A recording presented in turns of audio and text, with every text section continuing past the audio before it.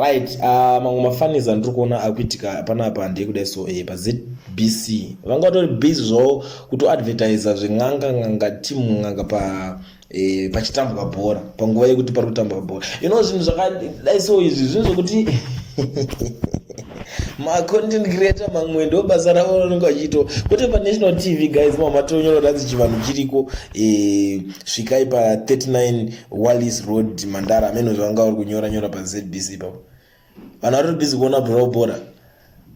ini Zimbabwe ndatoitadzawo zvangu ine amene kuti kana kuti ndo professionalism yacho iri kuita inini tinotoona zvinhu izvi tozvitora nguva tichinyatsotarisa zvinhu zvese zvema-TV stations akawanda akadidi toziva kuti munhu wangu unonga abhadhara zvake for advert but panguva yebhora kama ndosa vanhu vachizozonzi vanhu munhu anenge akuti aini TV yacho handichadi kuona ndonyaya dzacho ndokumwe kwazvinotangira makubudisa izvikeizvo unoziva kuti Zimbabwe is a Christian country unobudisa zvinhu zvakaita sezvi handisi kuti zvangu zvakashata handisi kuti ndikuda kujajira on behalf of vamwe vanhu ringoti bohera